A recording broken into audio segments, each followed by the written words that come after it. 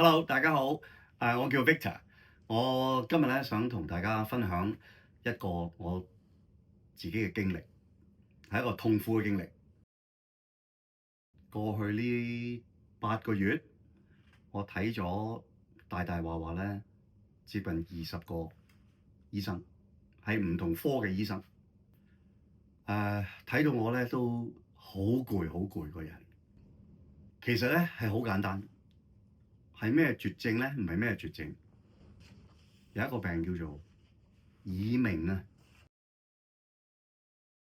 如果你哋知道耳鳴係咩嘅一樣嘢咧，其實有不同嘅程度嘅耳鳴嘅。初咧就好輕輕嘅啫，嚇。有啲人咧就會用一啲叫 white noise 嚇，白色嘅聲音，即係其實係啲瀑布嘅聲啊、啲水聲啊、風聲啊咁樣咧，你就可以蓋過佢嘅嚇。初期我都得嘅，但係後期咧越嚟越嚴重咯喎，所以咧我就不停去揾醫生去，希望可以幫到我咯。今年嘅4月啊，咁當其時咧有一日咧，我就覺得有啲頸痛，咁我就去揾醫生啦嚇，咁我揾一個家庭醫生就幫我睇一睇有咩事啦。咁佢就 refer 咗我咧去照一照個 X 光先嘅。咁結果翻咗嚟之後咧，就見到我咧就係有骨刺啊。咁其實去到我咁嘅年紀咧，好多人都會有骨刺噶啦。咁佢就話冇乜事嘅嚇，叫我唔需要擔心。但係咧，如果隔多一段時間，我仲係覺得唔舒服嘅話咧，佢就叫我翻去再睇佢，佢就可能咧就 refer 我去睇骨科醫生啦，或者係腦科醫生嘅。咁隔咗幾日之後咧，我仲係有唔舒服喎條頸。咁翻去咧，佢就話不如咁啦，refer 咗我去見一個腦科嘅醫生。咁去到個腦科醫生咧，就話：咦，你可能有需要做一個磁力共振喎。咁同一時間咧，佢亦都提議我咧，就做一個神經嘅測試，出到嚟個result 咧就全部正常嘅，冇事嘅嚇，即係冇嘢話擲住啊個腦嗰度啊咁樣。咁嗰個 nerve test 啦嚇，亦都係正常嘅，所有我個神經線嘅反應咧都係正常嘅嚇。咁就冇事啦。咁但係再隔咗一段時間之後咧，我都係唔放心。咁就再睇翻醫生，醫生就話：不如你咧去睇耳鼻喉醫生啦。就因為我同醫生講咧，我耳仔咧，尤其是隻左耳啊，就開始有啲聲音嚇，尤其是喺好靜嘅地方嗰度，我就會聽到一啲 微聲嘅聲音嚇。咁我就去睇耳鼻喉醫生啦。咁就醫生咧就話啊，不如幫你做一個內窺鏡啦，嚇嗰啲鼻咽嘅內窺鏡，咁啊即場做嘅，咁照咗出嚟又冇事喎，咁啊有少少發炎啦，咁呢個都係正常嘅，佢話，咁啊開啲藥俾我食，咁我食咗，我記得差唔多2日到啦，咁有一晚黑我就瞓覺，突然間咧個人咧就天旋地轉咁樣樣啊！直情個人咧瞓喺度咧都暈陀陀咁樣嘅嚇，咁就隔咗我諗3幾分鐘咧就平復咗落嚟咧就冇事嘅嚇。咁我第二朝就即係都有啲擔心啦，唔知發生咩事，咁就翻去睇我呢個耳鼻喉醫生，咁佢就幫我換咗啲藥嘅，咁食多咗1兩天之後咧，都覺得個人咧硬係有啲唔舒服，嗰個耳嗰啲咁嘅微聲咧就仲好 persist 㗎，仲覺得大聲咗啲添。咁我就喺度自己同自己講啦，係咪要再揾第二科嘅醫生去睇下咧？咁樣樣，咁我就終於咧就決定咧就去睇一個心臟科嘅醫生，咁睇下會唔會係我個心血管有啲問題啦，而影響到呢樣事啦嚇。咁佢就同我做咗一個CG angiogram 嚇，咁即係嗰啲叫做冠狀動脈嘅造影，就話我嗰啲大動脈啊，全部都好通嘅喎，即係少少血管塞都冇喎，冇事啦。嗱，at least 知道自己嗰啲血管冇事先啦，都有。咁但係我都仲係覺得有啲耳仔咧，仲係有嗰啲咁嘅聲喎。咁我覺得會唔會係人哋所謂嘅耳鳴咧？咁我就去揾第二個耳鼻喉醫生嚇，咁啊又問下佢呢啲咁嘅耳鳴係點樣樣啦？點解會影響到我有耳鳴啦？嚇，因為個聲咧越嚟越 bother 我好好影響我嘅生活。咁呢個醫生咧就 again 又係同我做咗嗰個鼻咽嗰個內窺鏡，咁做出嚟咧一樣喎，嗰個 result 又係正常喎，話我冇事喎嚇。咁其實呢個醫生咧都有同我講嘅，好不幸啦，如果你係耳鳴咧，就其實係冇藥可以醫嘅。佢唯一咧就俾一啲藥我咧係放我，譬如我覺得暈嗰陣時咧，可以幫我止暈嘅，就攞嚟所謂守門口啊。咁就一路去啦，嗰陣時大概應該係去到六月初嗰陣時啦嚇。咁有一日咧，我就瞓醒，個人覺得好唔舒服，又係暈陀陀咁樣樣嚇。我真係好唔舒服，頂唔順啊開始，我就叫咗白車，咁啊去睇急症啦，咁啊即刻又幫我照呢照路啦，跟住就叫我不如咧留院一日，幫我做唔同嘅測試，including 咩咧？幫我做嗰啲叫做耳石移位啊嚇，因為耳石移位咧都有機會咧係令到你嘅人成日暈啊暈陀陀咁樣樣嘅嚇，咁啊揾啲嗰啲 physio 咧頭尾我記得做咗3次。嗰啲耳石移位嘅 test 又抽血又呢樣嗰樣咁樣樣，咁啊過咗一晚夜，第二日咧嗰個醫生嚟睇我就話：你冇事啦，你仲有冇覺得暈啊？咁我當然冇乜暈啦，瞓咗一晚之後，咁佢話咧你呢啲耳鳴咧都好似同之前嗰個耳鼻喉醫生咁講，好不幸啦，你真係要同佢共存啊咁樣樣，咁啊 discharge 咗我，咁啊離開咗。咁啊，呢個係去到6月啦，咁期間咧，我都有去做唔同嗰啲物理治療嘅誒，因為我最初嗰個醫生，即係我叫佢家庭醫生啦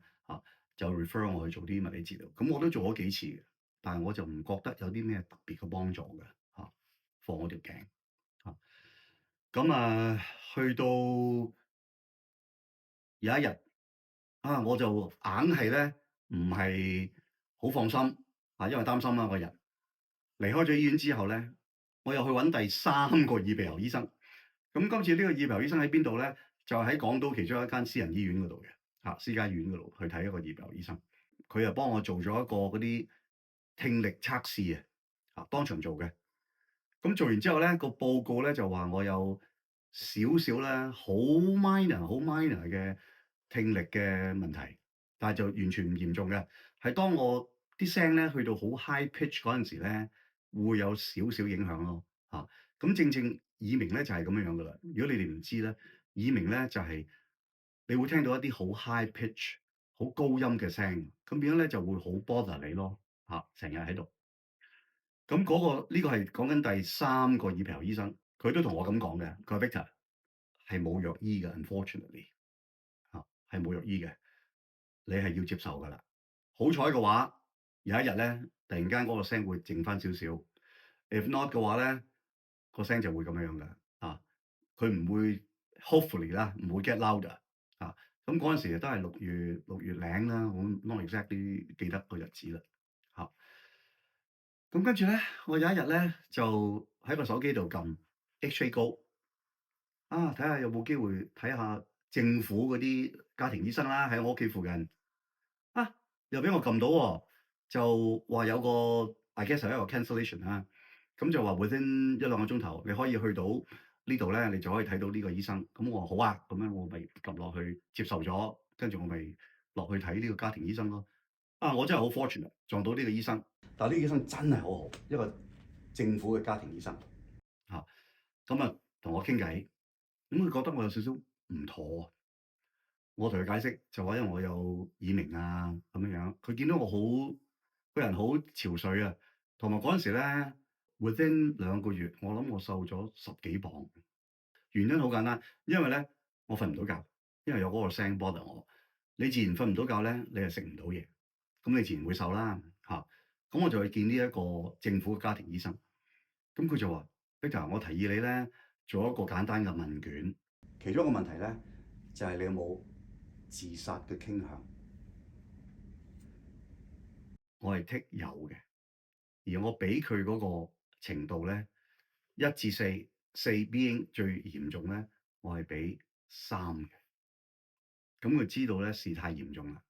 佢就即刻咧就同我講，我需要睇精神科嘅醫生。咁佢即刻 refer 我，我諗 within 3個禮拜，佢就即刻 refer 到我去睇政府嘅一個精神科醫生。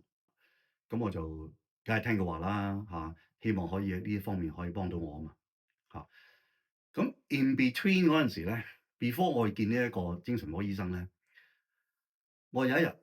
喺屋企咧，週末嚟嘅，我就覺得唔舒服，走咗去一間嘅私家醫院。其實我已經睇咗3個耳鼻喉啦嘛，咁我決定今次係咪再睇耳鼻喉啊，定係睇咩科嘅醫生咧？我最後決定咧就睇骨科醫生，因為頭先如果你聽咗我講咁耐咧，我冇提過骨科醫生，但係件事咧個起源咧就係4月嗰陣時，我話我頸痛啊嘛，同有骨有關係啊嘛，骨刺啊嘛。咁我嗰日咧去到咧就決定睇骨科醫生，咁佢安排咗我睇。咁我骨科醫生同我講咧就話，base on 翻我之前，因為我帶晒我之前影過嗰啲X-ray 啊嗰啲俾佢睇，佢就話係啦，你有骨刺啦，咁你咁嘅年紀都差唔多，有骨刺係正常嘅嚇。咁佢就話佢都提議我可以做一個磁力共振，照多一次 MRI。咁佢可以當日幫我安排，但係可能要等。咁我就話我唔等啊，可能我心急啦個人。咁後尾咧，我就多謝咗佢，佢亦都開咗少少藥俾我，都係啲止痛藥嗰啲嘢啦嚇。咁我就翻咗屋企，跟住咧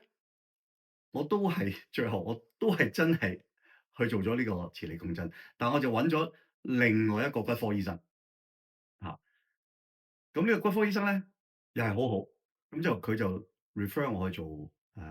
磁力共振。今次咧就照條頸嘅，就 make sure 我條頸嗰啲頸骨咧冇嘢紮住啲神經啊，就唔會因為咁樣影響我有呢個耳鳴。啊，咁走出嚟嗰個結果咧，咁亦都係開心嘅，因為佢話我冇事嚇，唔需要做任何嘅嘢。有啲人咧可能啲骨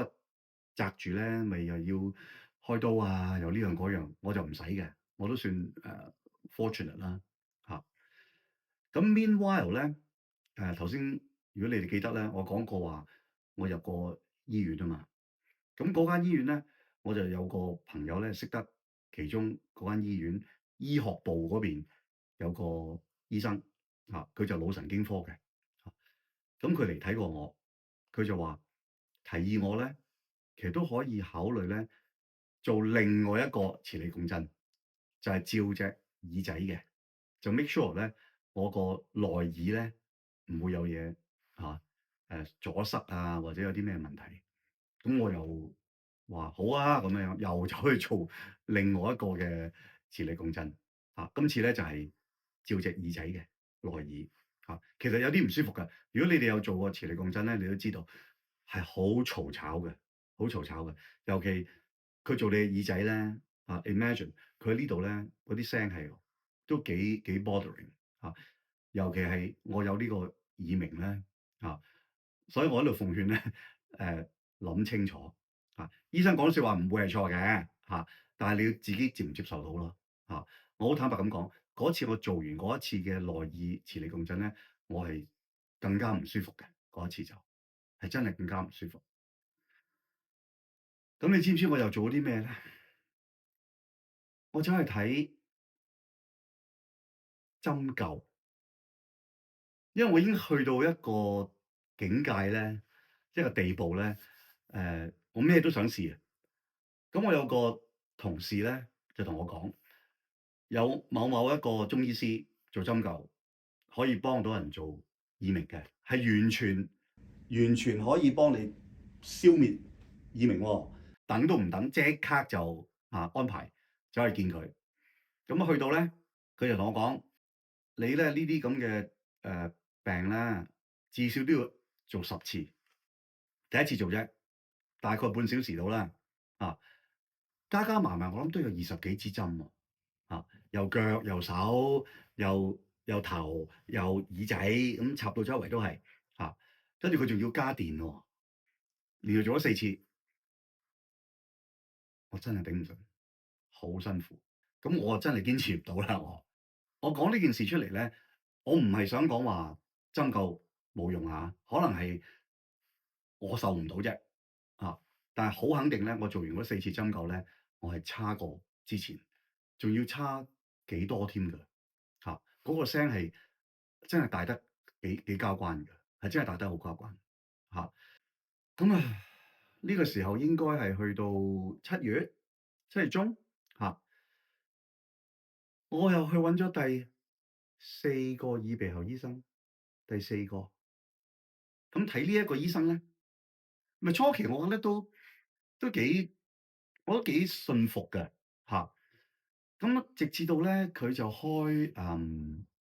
steroid 俾我，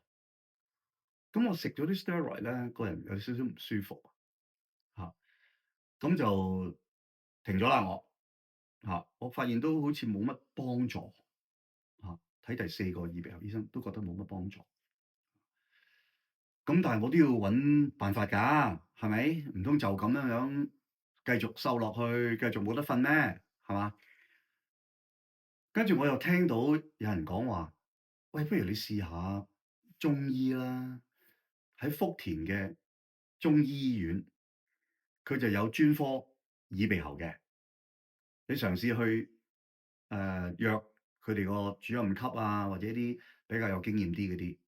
咁我咧就連續4個星期嘅禮拜六就上去呢個深圳去睇耳鼻喉科嘅醫生嚇，就睇咗2個唔同嘅。咁一來一回啊，要時間啊，咁都好幾小時㗎要嚇。你話係咪辛苦咧？時間上啊，都係辛苦嘅。最後我都覺得幫唔到我嚇，唔可以長此以往咁樣個個禮拜咁走上去深圳睇醫生啊嘛。佢有提議過我，就話你要留院1個星期。咁我話嚇1個星期留院，咁我又要翻工係嘛？咁喺上邊溝通可能都有啲困難喎嚇。咁我就終於就冇接受到呢樣嘢嘅。OK，咁啊中醫都睇埋啦。咁仲有咩可以睇咧？睇咩咧？睇風水。我點樣睇風水咧？就叫我一個親戚，佢係好信嘅佢嚇，就介紹咗一個風水師傅，就嚟咗我屋企睇風水。咁咧個風水師傅咧就叫我因為我犯太歲啊嘛，咁佢就叫我搬張床啦，喐張床啦。咁 obviously 喐嗰張床，個人瞓唔同嘅方向啦嚇。咁叫我擺唔同嘅嘢喺間屋度周圍擺啦，跟住又叫我練某一啲經啦嚇，話會幫我有仲有叫我着某啲顏色嘅衫啦嚇。咁我都有跟嘅嚇，初期我有跟嘅，初期我有跟嘅嚇。跟咗一排都 again 可能 again 我個人性急啲啦嚇，咁就覺得冇乜幫助，咁我都停咗嘅其實都。All right，咁咧呢個咧就去到8月啦已經嚇，咁事情發生咗都4個月有多啦已經，就去睇嗰個精神科醫生，就政府幫我安排嗰個。我真係好彩，又係撞到一個好好嘅醫生又係同我分析。入去睇佢之前咧，就例牌㗎啦，就係做翻嗰個問卷，又問你咩唔開心啊，生活點樣樣啊，係嘛係咪想自殺啊嗰啲咧，咁剔剔剔，咁同我傾偈，傾咗好耐咁就開咗啲藥俾我食，血清素。咁血清素如果大家知道咧，就幫你個人開心啲嘅就唔會咁 depress 咯，咁抑鬱啦嚇。咁另外一隻藥咧，就係正正幫你抗抑鬱嘅。但係佢講到明嘅，呢啲藥咧，你要食一段時間先至有功效嘅。通常佢話6至8個星期到啦。我食咗好幾個星期之後咧，我開始 at least 瞓到覺先。你瞓到覺，自然你就有胃口食嘢。咁我慢慢咪開始即係 gain 翻啲體重咯嚇。咁 in between 呢8個星期咧，其實有一件事又發生咗，我又叫咗一次救傷車。我朝頭早起身咧，胃痛到我不得了，無緣無故嘅，係好胃痛，胃痛到咧係真係頂唔順嘅。叫咗救傷車，咁又車咗我去附近嗰個醫院嗰度，又過咗一晚夜嚇，咁又 run 咗唔同嘅 test 嚇，咁終於都係揾唔到啲乜嘢，咁又安排咗我翻去覆診喎嚇，咁個零月後又安排我翻去覆診啊，咁就去到九月，係去到九月嗰陣時，我都個人都仲未係好開心啊，即係未去翻正常嚇，仲係有啲憂鬱啊個人嚇，咁我就走去睇另外一個精神科醫生喎。今次呢一個咧就唔係政府啦，就係私家嘅精神科醫生，完全幫唔到我嚇。咁我 end up 咧都係 stick to 翻睇翻政府嗰個精神科醫生。先生我睇咗嗰個精神科醫生3次嚇，每次佢都好 spend time with 我嘅，每次我諗半小時45分鐘。咁剛才我咪講過嘅，有一個喺間醫院度教科嗰邊咧，有個醫生係腦神經科嘅醫生嚇，佢就提議我，喂，不如你嚟我哋醫院抽血，我幫你驗得清清楚楚啦。咁我又聽佢話啦，又去咗啦嚇。咁呢個係政府醫院，但係就去佢私家嗰邊去做抽血。咁啊，隔幾日之後出咗啲 result，又係話我乜事都冇喎。嚇，咁都好嘅，係咪？嚇，即係個過程就辛苦啲啦，嚇，不停咁去醫院、去醫務所，又俾人抽血，又俾人照啲照路咁樣樣，但係就出到嚟咩事都冇，係其實係好事嚟嘅，係嘛？咁啊，去到九月初、九月中啦，嚇，咁我剛才咪講過，我去深圳睇中醫嘅，嚇，耳鼻喉專科。咁我覺得我自己個身體咧，因為都未開始好翻，嗰啲體重都未真係可以 gain 翻。咁我想搞翻好自己個身體，咁我就決定咧喺香港咧就揾咗一個中醫師嚇。咁我一睇咧就睇咗應該有10次啊嚇，個個禮拜翻去睇佢嚇。咁佢就開嗰啲粉狀嗰啲咧，龍本方嗰啲俾我嚇。咁就咁個個都話啦，食任何藥都好啦嚇，中藥好西藥好咧，都唔可以長期食。咁我就睇咗佢10次，食咗幾十劑中藥啦。咁我暫時就停咗嘅。隔多幾個星期啦，可能農曆年左右咧，我會再翻去睇佢咯。因為佢都好幫到我嚇，佢又好細心同我分析呢樣嗰樣咁樣樣嚇，咁啊幫我搞好我個身子咯。咁記得啦，頭先我講話政府嗰個精神科醫生就開2隻藥俾我，抗抑鬱同埋呢個血清素，加埋呢一個香港嘅中醫師開啲藥俾我食，同埋我自己有食啲唔同嘅 supplement 嘅嚇，咁嗰啲都係好 common 啲 supplement 啦嚇，咁食咗咁多，到今日咧我個體重係回復翻我以前嘅體重嚇，係完全可以 gain 翻嗰10幾磅翻嚟。我每日瞓覺係可以瞓翻我 normal 嘅8小時、9小時嚇，係唔需要起身嚇。朝頭早起身精精神神咁樣樣嚇，就 start 我一個 new day 咯。咁以上咧就同大家分享點解有呢個決定咧？就因為我覺得咧，因為困擾咗我自己好耐，我亦都知道咧，原來好多人都有耳鳴呢一個咁嘅問題㗎。我之前係唔知道原來耳鳴，我聽過有耳鳴，但係我唔知道原來耳鳴咧可以咁嚴重嘅。咁耳鳴可以有唔同嘅程度嘅，有啲人咧好彩啲嘅就會 come and go 嘅嚇，譬如有一日突然間起身咧就會冇咗嘅喎，或者因為佢接受咗，所以個聲咧佢就覺得細聲咗。但係喺我咧，我而家同你咁講嘢啦，但係其實尤其係我個左耳啊，係好大聲嘅，嗰個耳鳴聲咧係大概係點樣樣咧？係大概咁樣樣。咁嘅聲嘅。你可以想象，如果有咁嘅聲喺你嘅耳仔24/7，你係完全休息唔到。但我決定咗一樣嘢就係，因為我要繼續生存落去啊嘛，所以我記得應該係我食血清素同埋嗰啲抗抑鬱，差唔多真係6至8個星期左右度咧，佢開始有作用啦。咁我兼夾我食埋嗰啲中藥啦，同嗰啲 supplement 咧，好幫到我咩咧？就係我人開心翻啦，瞓到覺啦，呢個好重要啊！因為我之前咧係完全瞓唔到覺嘅，咁瞓唔到覺咧，自然咧你冇胃口食嘢，咁我一瞓翻覺可以係閒閒地7個鐘、8個鐘。咁啊，食嘢自然有胃口啦，咁我可以做翻我啲以前我中意做嘅嘢啦，例如我做下運動啊、打下波啊嗰啲咧，完全可以做翻啦已經，咁所以咧，我想同大家講咧，就係話真係唔需要放棄呢件事，唔好放棄，係最緊要咧，自己有自己嘅意志，個 will power 係最重要嘅，咁當然你去求醫嗰啲咧，絕對冇問題。但係 at the end of the day 咧，都係要靠自己。咁喺呢度我希望大家生活愉快啦。多謝你哋嘅收看收聽，thank you。